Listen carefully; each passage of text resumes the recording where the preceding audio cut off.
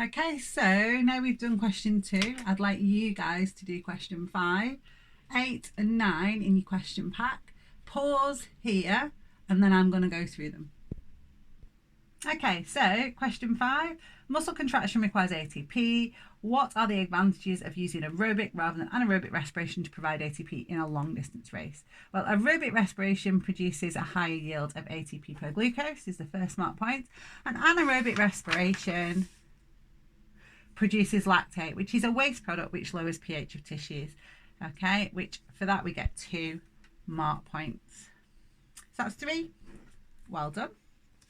Okay, part B. So this is where you will get to see how they ask data questions about the ATP-PC system. So they call it the phosphocreatine system on our spec. Okay, so during running, muscles use more ATP than at rest. The graph shows how the relative importance of each of the 3 systems, sources of ATP, vary during running.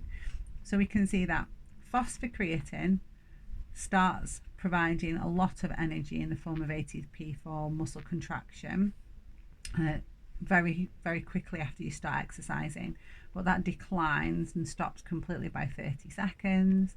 Anaerobic starts to come online and is producing ATP at its sort of optimum at about 12 to 14 seconds on there, whereas anaerobic takes much longer to start to produce its maximum amount of ATP, but then once it does, it can sustain that for a long period of time.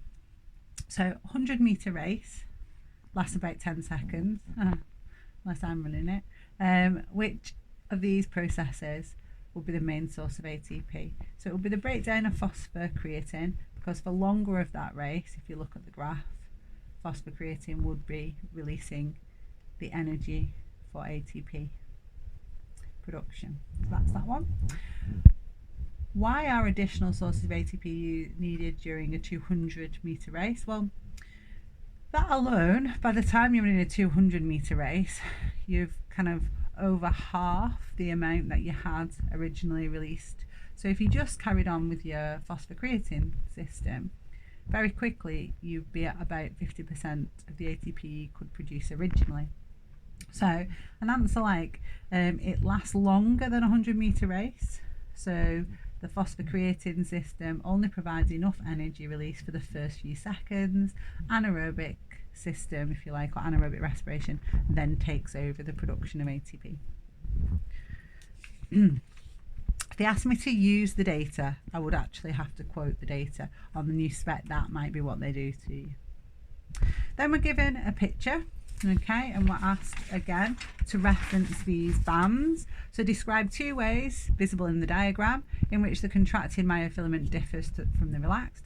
Contracted has no H zone, relaxed has. Contracted has a shorter I band compared to relaxed. Okay. What causes this change? So it's similar to that question before. I'm just trying to get more mark points out of it. So I've said myosin head binds, I should say, nods, detaches repeatedly, pulling the actin myofilaments over the myosin, increasing the overlap. So there's less area in the sarcomere where the actin is not overlapped by myosin, and so there's less areas that are light.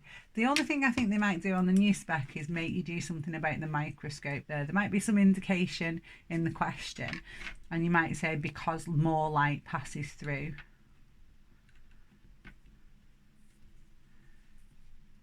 Those sections with just actin.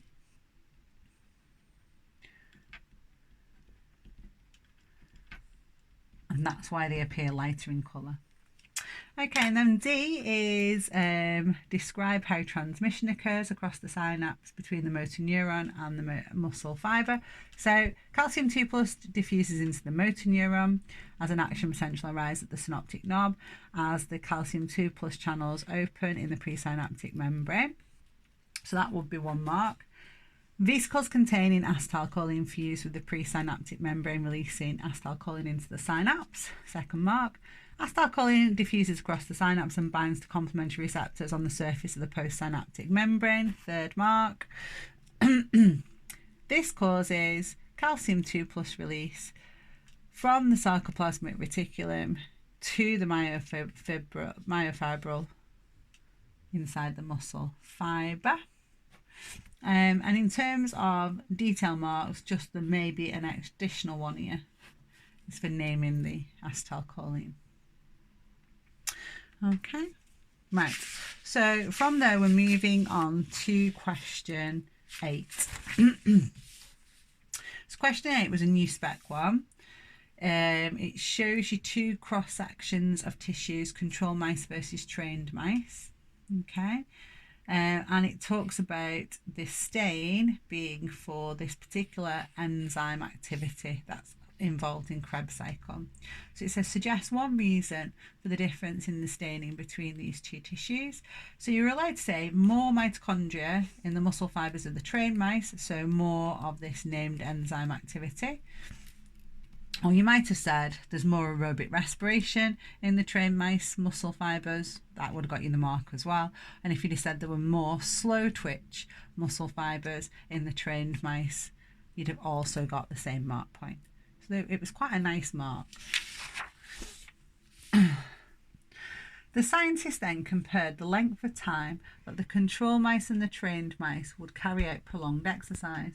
The trained mice were able to exercise for a long time period, or longer time period than the control mice. Explain why. Well, the trained mice produce more ATP by their aerobic systems, and that yields more ATP. So they could keep going for longer, okay, as they've got more Krebs cycle activity. That's how you know they're doing that more. Using the aerobic system also allows longer exercise periods because unlike the anaerobic system, lactate's not produced. So it's this idea that between those 2 systems, the aerobic system is better suited to long, prolonged exercise. Okay, so this next bit was quite tricky. So you had to work out, you've been given the area of the optical microscope section, which was a circle. So given this area of 1.25, it said the diameter of this area, so the diameter was equal to the diameter of 15 muscle fibres. So it was like, I'm thinking, oh right, so that's 15 across, not filling it, 15 across. Okay, so I needed to be able to work out that diameter. So that's what I was looking for first of all. How would I work out that diameter from the area? So I did that area divided by pi, did the square root of that, and then that gave me the radius, and then I times it by 2 to give me the diameter. So my radius was 0.63, my diameter 1.26 millimeters. Okay, now that was for 15 muscle fibres, so I divided it by 15 and that gave me 0.084, but of course that answer is in millimeters, so I had to times it by 1,000 to get my final answer, 84 micrometers. Whew, they do make us work hard for 2 marks.